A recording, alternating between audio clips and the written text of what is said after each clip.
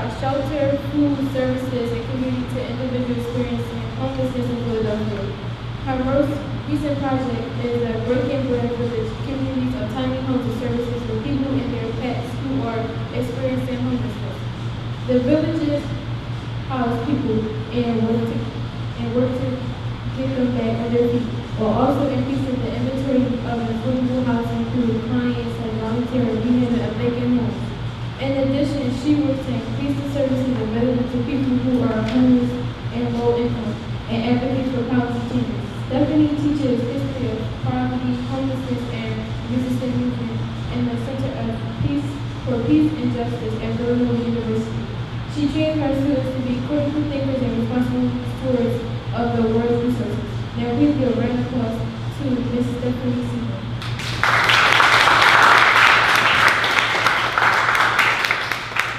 Thank you. That was a beautiful introduction. Thank you so much. And I'm grateful to be here. So I just noticed these list of questions here. We have to introduce everybody by asking. Okay, so I'm looking at them and they're fabulous questions. But I think what I would love to do in terms of I only have an hour is to use these questions to structure my talk. That's what I kind of like to do because I really want to know what you're curious about. And I have so much to talk about, so I'd like to focus it on the questions, if that's okay. So can we just start there then? Okay, great. So are the students going to ask me the questions or should I just read it off? Students are going to one by one get up and ask you. Perfect, okay. Do you need the mic? Yeah. You got the mic? Okay.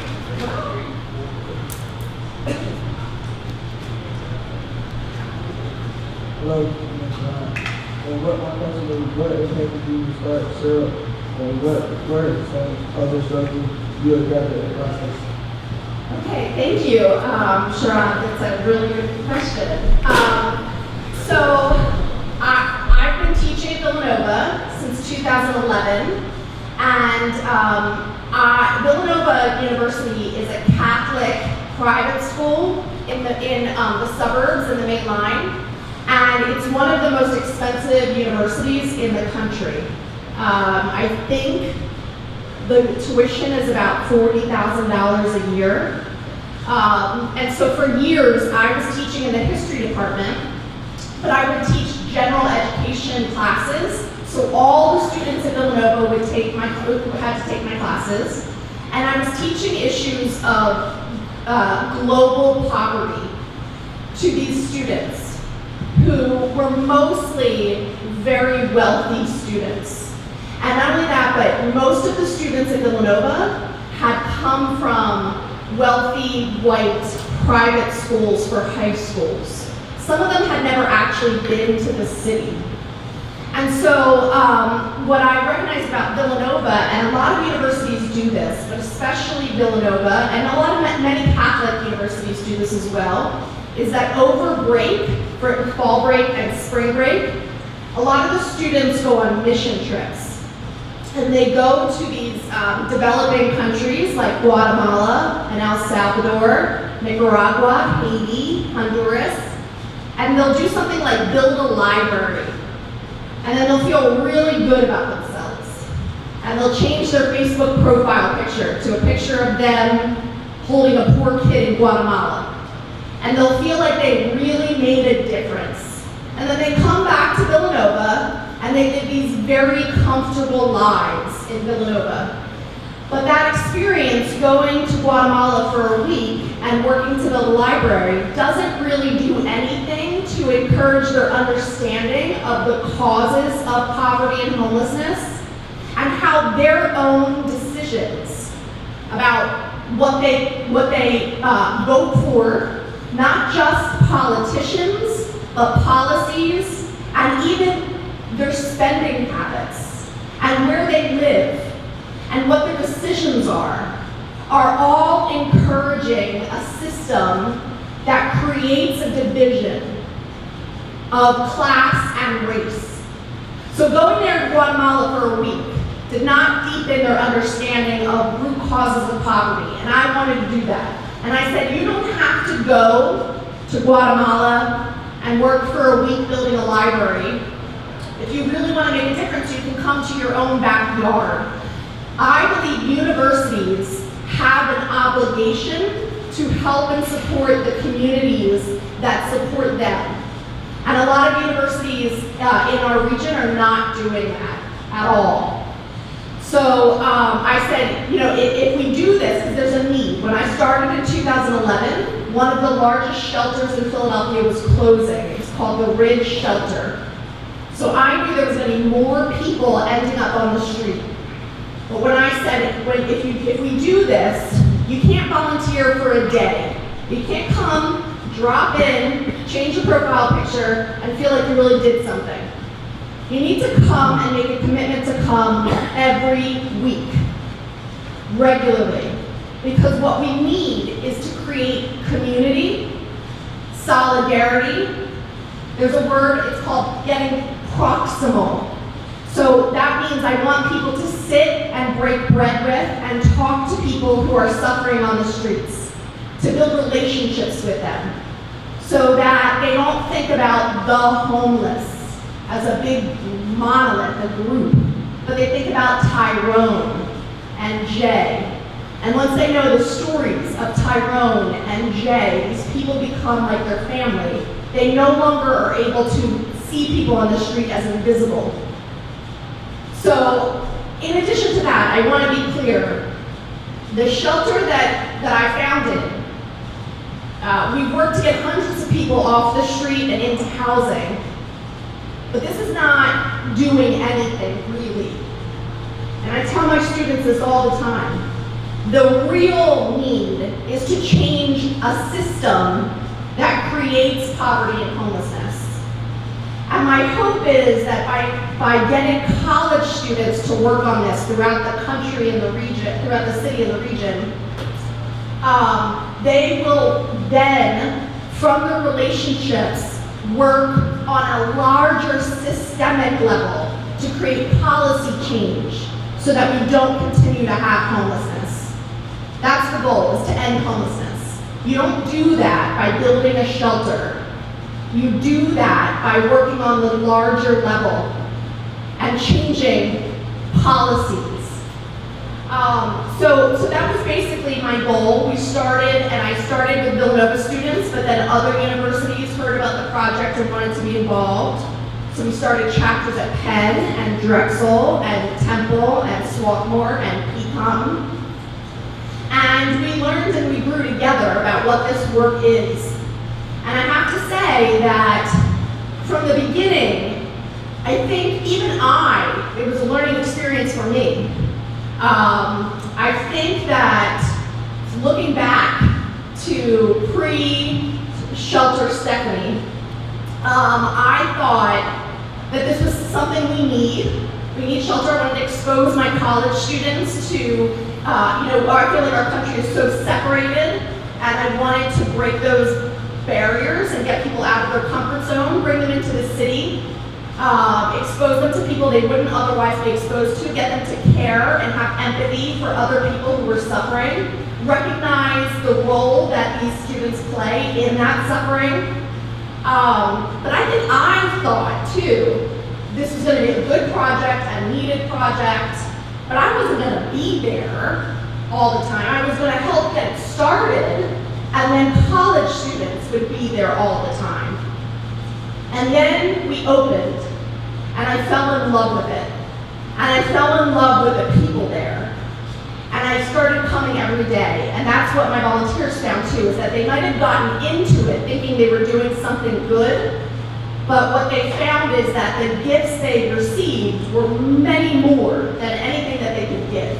They ended up falling in love with it too. So this is why I want the questions to gear what I talk about, because you're like, I just want one answer, and then you gave me like another. So I apologize for that. Sure, Brandon. My name is Brandon, my cousin. Let's take yourself apart from other. Okay, Brandon, thank you. That's an excellent question. There's a lot that set it apart. I also, by the way, just really quick want to backtrack to Sherrod's question about struggles, because we have them, a lot of them. And when I started in 2011, basically very quickly, Villanova tried to shut it down. And so I'm just what's called an adjunct professor. Most professors throughout the United States are adjunct, which means that they work for peanuts. So I don't have job security. I don't get paid very much at all. And I was getting calls from the administration who said, we're going to shut this down because they saw it as a liability. They didn't want these rich white kids from Villanova to come into the city and get poor cookies. They were just like legitimately afraid that if I did this project, it was going to put Villanova students in danger, which to me, that attitude meant that Villanova needed it even more than I realized they needed it. But I was threatened. They threatened to fire me, and I kept working, and I would not back down. And so eventually we opened. Right now, where we are years later, is we're going through some other massive struggles because we're in another phase of our project. And every day, there's another crisis. And every day, it's another struggle. And I keep working at it because I realize that I've cracked the code. I figured out the formula for how to do this. And here's the secret. Here's the secret sauce. It's just to keep doing it, day in and day out. So no matter what obstacles come at me, and there's so many that sometimes it's overwhelming, I just have to keep going. That's the answer, just that. You just keep working at it, and you have to have a belief. Like for me, I have to recognize that no matter what I'm working at, it could fail. The shelter might not open. My project might not come to fruition. But even if it fails, the endeavor is not a failure, because the time that I'm spending working to get it going is valuable. The work itself is valuable. The people I'm meeting, the lessons I'm learning, those are valuable. So if the end product doesn't happen, all the sweat and the tears and the blood that I'm pouring into it won't be lost. So that's kind of how I have to look. But there's tons of struggles. I've had 5 this morning. So I could write a whole book on just struggles. But it's a great question. In terms of what sets the shelter apart from others around the city, so I guess I would say there's 3 main things that set the shelter apart. So I have children, they're in the Philadelphia district. I live in Philadelphia, I live a few blocks away from here actually. And when my children are 11 and almost 13, and when they were babies, this was before I started the shelter, I wanted to volunteer with them in a shelter. And I called the local Philadelphia shelters to say I'd like to come with my babies to volunteer. And the shelters told me I couldn't, that it was a risk, it was dangerous, it was a liability, both for me and for the shelter. So I wasn't able to. So our shelter is one of the only ones that not only allows children and families, but encourages children and families. So if you come to our shelter on any given night, you'll see tons of children all over the place. And in fact, I go to schools all throughout the city and teach about hunger and homelessness, and then classes will come. And my volunteers always say to me, what is the most important thing we can do? And I tell them, it's not to make dinner or bake ziti. It's not to clean up after the dinner. It's not to serve the meal. It's to sit down and break bread with our neighbors. That's it. And people don't understand that because it doesn't feel like work. But it's the most important thing we could do. So basically, because there are families throughout the region who want the experience of volunteering at a homeless shelter with their children, and a lot of shelters in Philadelphia don't allow that, they end up all coming to my shelter. Also, most shelters, the people who stay there are what's called transient. There's not there might be like 100 cots or something like that for people to sleep in. And you get a cot if you're in by a certain time period. So if you get to the front door at 7 p.m. and you're at the front of the line, you get a cot. And the line is long and around the block at many shelters. At ours, it's the same people who stay with us, and we work to get them services to get them into housing. What we're doing right now is that what we recognized is we were really good at at getting people the services that they needed, whether it was health care, physical health care, mental health care, resume building, job training, or financial literacy classes, computer literacy classes, whatever it was. But that housing on the back end wasn't there. So it didn't matter how ready people were to be in a house. If there's no housing for them, they're still homeless. So in Philadelphia and throughout the country, the prices of housing is rising. Like in the last few years, 40% the prices of housing went up. And so what's happening in Philadelphia and throughout the country is that cities are very popular. There's a mass migration of people into cities. And a lot of them have a lot of wealth. This is called gentrification. They come into the city and builders are building these very expensive housing units. And so people who are coming from outside can afford it. And then it raises the prices of all the rent and all the housing all over it. So while the price of housing is going up, wages are not going up. So people who live and work in Philadelphia, their wages are basically the same as they've been for years, but their rent is going up. And so we're seeing what's happening is people can't pay their rent. So in Philadelphia, the average price, the average amount of money that somebody loses their house on is if they become past due on rent by $750. So if they don't pay their landlord, this is the average, about $750, they can be evicted.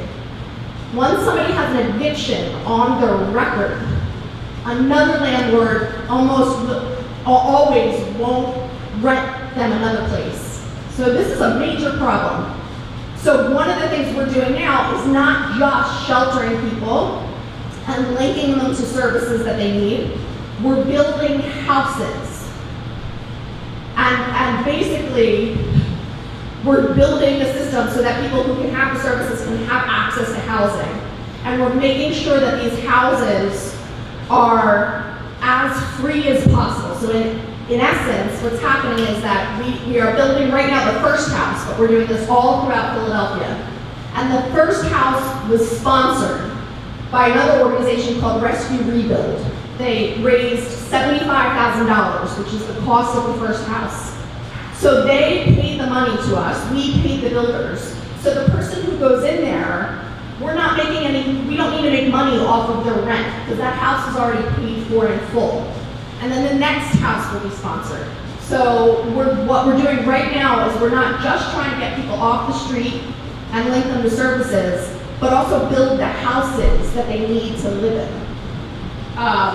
So I think that that's very different than the shelters. I don't know a whole lot of shelters that are doing all of that. It's a really good question, Brandon. Hello, my name is Rashid. Can you share a story of a homeless person whose story you feel comes to the most? Yes, thank you. I love that question. Okay, I've written a bunch of stories, and I hope you don't mind. I have one in my phone, and I'm going to read it to you. I'm trying to eventually write a book. Okay. I'm trying to write a book, and this is a story about one of the people who was in my book, who is like really special to me. And I still talk to him all the time. His name is Jason. Okay. The first thing I noticed about Jason was his smile. It radiated. When his lips curled up, his eyes sparkled. And when he spoke, his voice sounded like velvet feels. I gravitated towards him. I imagined he must be a volunteer, or possibly an outreach worker, visiting our shelter to help our men move into housing. I sat down with him, hoping that he would reveal what he was doing at SREHUP without me having to cry. I was shocked when he explained to me that he was in fact homeless and now a guest at the shelter. He didn't fit the profile to me. He was too happy, too charismatic. When I told him I was a history professor, his smile and his eyes grew wide.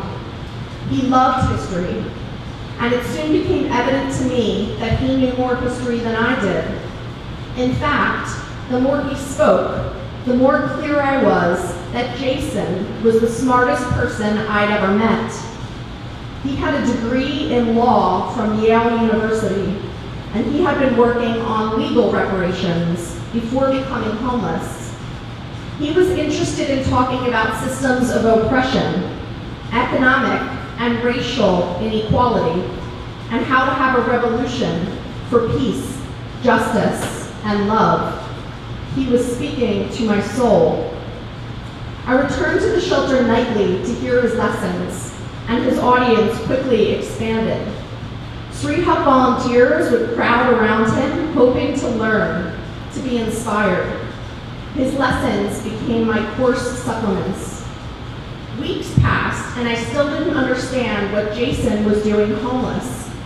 It took me much longer to determine that Jason struggled with mental illness. It must have been easier in bygone years to identify someone with paranoid schizophrenia. An afflicted individual might whisper, "The government is listening to our calls." But now we know that the government is, in fact, invading our privacy, tapping into our online and phone correspondence. It becomes harder today to differentiate between who is paranoid and who is just well-informed. Because Jason was so informed, it took me longer to be assured of his paranoia. It wasn't until Jason explained his theory that the government was responsible for my illnesses, and that Pete, our security guard, was responsible for his earphones shorting, that I started to understand his paranoia went beyond rationality. During his stay at SREHUP, Jason's social workers had been trying to convince him to take medication, but he resisted their every attempt.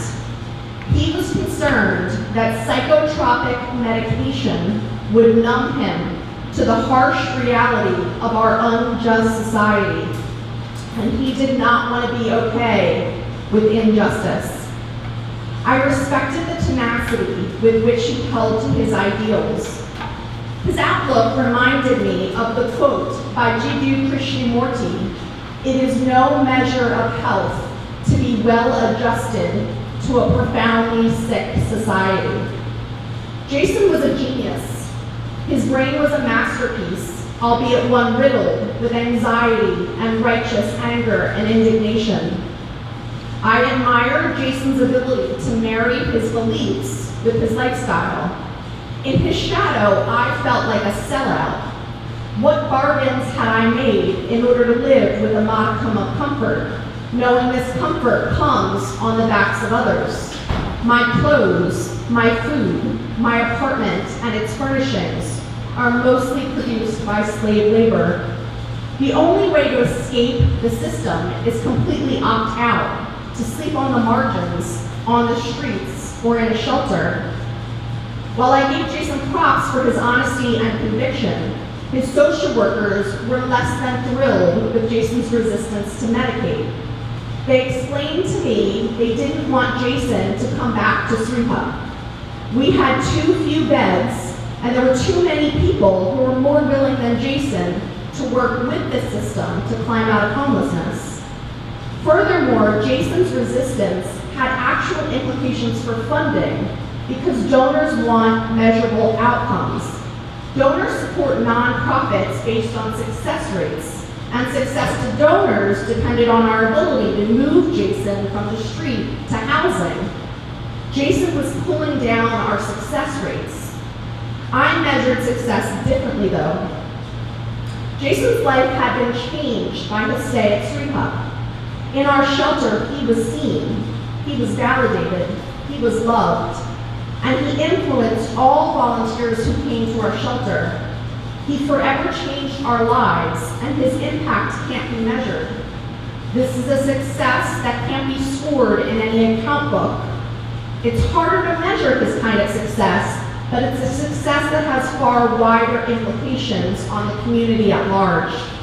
In the end, we will never know how many people he changed, how many minds he expanded, how many hearts he softened. And so I refuse to give up on Jason. SREHUP would have a place for him as long as he wanted a bed with us. Year after year, Jason returned to us in November, seemingly no closer to achieving housing than he was on the first night he stayed with us. We are often impatient. We want immediate results, but results don't work like that. Jason was a study on patience, on sitting with discomfort, on persistence, on practicing the pause, on taking the breath, on trusting intuition, on not giving up on people or on ourselves. Every year when we closed in April, Jason would go back on the streets and wait until November for us to open up again. I would spend the off season worried about him. We would keep in touch via email, and I would occasionally take him lunch in Love Park. And then on November 11th, 2015, we opened our doors for the 5th shelter season, and there was no Jason. It was the first opening day in SREHUP's history that Jason was not waiting to be let in. I panicked. He wasn't responding to my emails, and I worried that my worst fears had been realized. Something terrible had happened while he was sleeping outside. Had he been arrested while on the streets, sick and hospitalized, or worse, murdered? 2 weeks passed and still no sign of Jason. Every day I emailed Jason. Every day, no response. My worry grew as the days shortened and the night temperatures dropped. It would soon be too cold to sleep outside. With mounting uneasiness, I showed up on Thanksgiving night, weighed down by my shelter offerings of turkey and all the stuffings. And then it happened. The moment that was years in the making. The moment that forever changed my life. As I was carving the turkey, I felt a tap on the shoulder. I pivoted to see a stunning Jason in his tailored shirt and slacks. He came not as a resident, but as a volunteer. In the time since I'd seen him last, Jason had been working, sleeping inside, and taking medication that quieted his inner voices. And here he was to surprise me by volunteering. This was what patience and persistence had gifted us. This is why we practice the pause, with each other, with ourselves. When we lose track of the end goal, we start to see the beauty in the process. And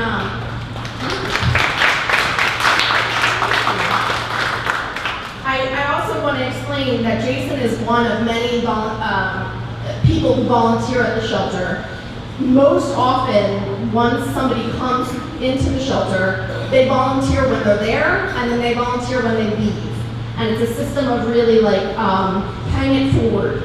And there are many people who, right now, what's happening we're trying to help people and their pets.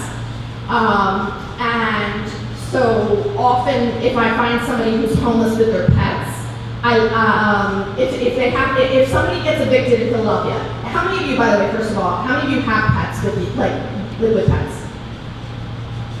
Okay, so that's pretty much the average. The national average is about 70% of people who are in this country have pets.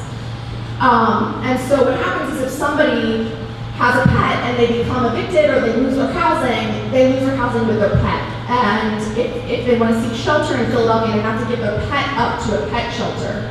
But in Philadelphia, the pet shelter is ACT. It's a Philadelphia pet shelter.